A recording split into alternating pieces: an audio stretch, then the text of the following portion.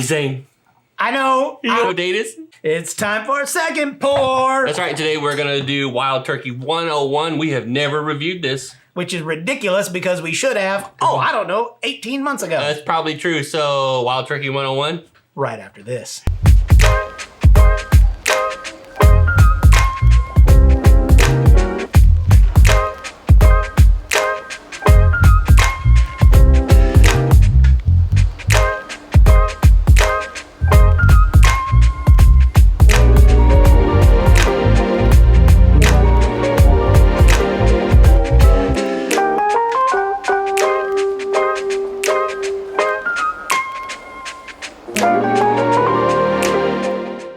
Welcome to Second Pour. My name is Jeff. And I am Zane. And today we're going to talk about Wild Turkey 101. Which is decent, which is good. It's crazy, like, we haven't done a 101 review. Are we sure? Right. That's kind of funny. How many wild turkeys of anything have we reviewed? A lot. We've even done, like, rare breed.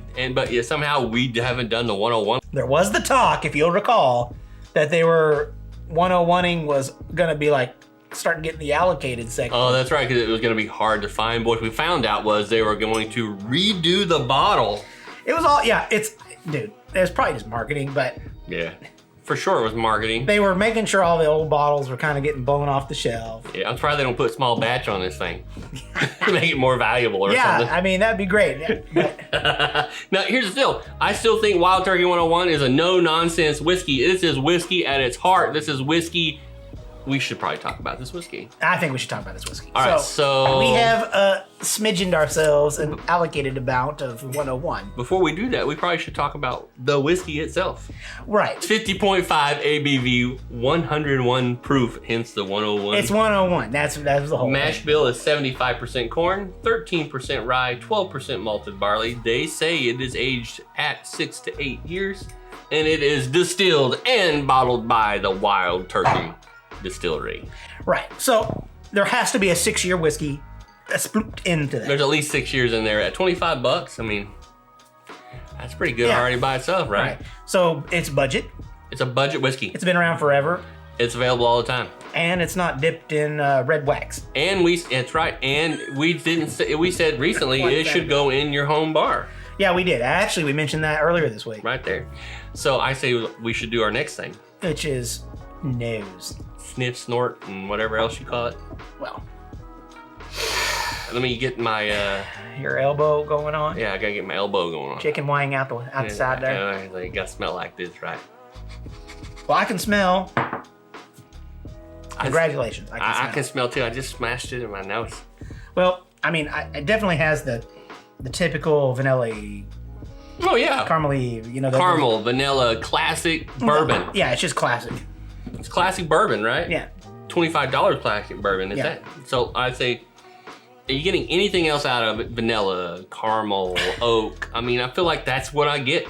Yeah, I get. But maybe a little sweetness, maybe. I get sweetness, but there's kind of like that wafery kind of. What are we talking about? You know, when the wood chip kind of smell, a little bit not just the oak itself. So but like mesquite. No, yeah. Like oak, hickory. No, but. American oak, maybe? I think what it is the charred barrel just is really good. Okay, no, and they do a char. That's that what do they call it? Alligator char. Yeah. So I mean, but man, it smells really good. It just smells like what bourbon's supposed to. This is American bourbon at its American bourbonness. Yeah. So what do they say it's supposed to smell like? Okay, so they say, you ready for this? It's gonna be tough. Vanilla, cinnamon. Ooh, cinnamon. Yeah, I agree with that. Oak. Definitely the oak. It's basic, classic whiskey. Yeah. Bourbon whiskey. American bourbon whiskey. Right. You know what I want to do, though? I think you want to taste it. Kind of want to taste it. What do you think? Should we taste it? Yeah. Are we going to drink some of it? I'm going to right now. Are you drinking some right now? Yes. So. Well, what are you waiting on? 3, 2, 1. I knew he was going to do something. Okay. You know, for 101, which is starting to edge into the high proof whiskey world. Of course. It doesn't feel 101 to me. No, I mean... It's really nice on the palate. Yeah, the finish is quick, and it's has the same taste as some of that smell. I mean, it's kind of chewy though. Yeah, I've got a sweet, caramely. Yeah, butterscotchy. Mm-hmm. Good flavoring. Yeah. It does have a hug. It's a small hug, but it's just enough to make you want to do what? Take another sip. Yeah. Like so. Mm. But where does it strike your palate? I mean, like for me, right up front, honestly. This is an all up front palate. Yeah. By the time it gets to the back, it's already starting to try to finish, and that finish is just kind of like, and some cinnamon warmth, and it's done. And now, the hug, right? Yeah. It's a nice little comfortable. I think during the winter, we're in the holiday winter month now, right?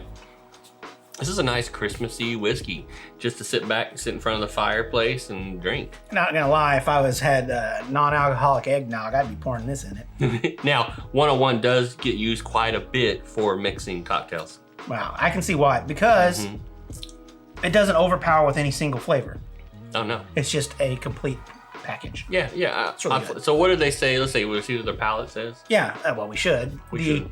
The palate. As experts, we just told you what the palate is, but let's see what the company was trying to do. Did you just say we were experts again? Yes. Go. It says sweet front vanilla, caramel, oak, and baking spices. So baking spices is like the rye part of the mash bill. And to me, all that says one thing: generic. Well, But this is the case where I think generic is okay. It's okay. They're not trying to sell themselves as like, we're a craft whiskey from, I don't know, Utah. I'm sorry, Utah. There's probably some great whiskey in Utah. I'm not calling you out just because I'm picking a state. Hey, there's some great craft whiskey in Hawaii. Wait a minute. I don't think Is there's there any Hawaiian craft whiskey? Nah, I don't think so. Why not? Don't they have treats? Well, they do. Just not very many. But I don't know. But okay, so we're gonna have to look for some Hawaii. You guys know of any Hawaiian whiskey? We are totally needs to be whiskey. Off topic. Not here. rum, obviously. No rum. Yeah. No. We'll find that. Hawaiian whiskey. Anyway, so this is what you expect from bourbon, and I think you know that going in when you're buying a Wild Turkey 101. Yeah, and the thing is like it's good. It's just it's pretty good. It's not bad, and it's good. It's good. It's good. It's good. It's good. It's basically, let's talk about the finish. What do you think of this finish? To me, this finish is short, but it still kind of hangs out. Yeah, I mean, so medium. Medium finish, maybe at the most, but palate-wise, the finish is really.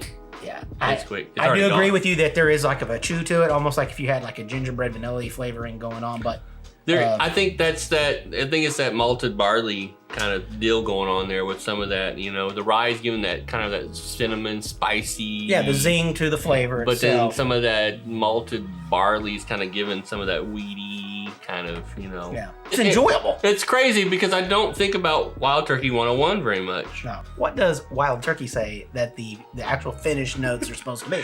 There's a note in here though I'm really surprised by. I'm going to search for it. You're going to want to search for it when we get done. Okay. It is bold spice and orange peel. Now, orange peel, we just use that in Thanksgiving here recently where we do some orange peel and cranberry sauce, right? Yeah. You put on your turkey. What's it there? Yeah, okay. That's funny. You're going to put it on your hands? I'm going to try not to make it too big a mess. I almost You have to put it on your hands to make a mess first. Stop it. This is like scientific easy. Oh, there we go. That worked. Heat her up. Reference to Karate Kid.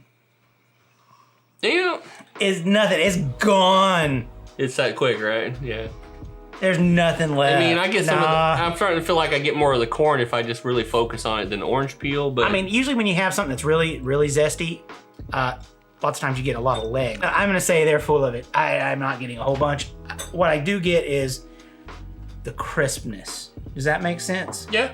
What they could be saying is orange peel is a freshness to it. So the back of the bottle is like high rye content. High rye. Yeah, it is. 13% is not high rye. For a weebin. 20% would be high rye. 13%, I count that as standard. It's rye that's been smoking dope. 6 to 8 years. This is Oklahoma. Everything's been smoked and dope. It's high rye. We bottle at 101. We bottle at 101 proof. You're wild turkeys. We put 2 turkeys in the ring and they battle it out. 101 wins. I don't know where we're going with this. I don't either. This is a train wreck. Full flavor of caramel, vanilla, toffee, and spice. This is what Jimmy says. You know who Jimmy is? He's the damn master distiller of this whiskey. He could have been the master distillery of the whiskey, but instead he had to work at the dam. I think we better review this. Okay. Now we do this on our what? on our rating scale. Which is what? 5 finger to 1 finger. One finger's like, well, you know, but it's okay. It's not terrible. But 5 fingers, like, I'll have this forever.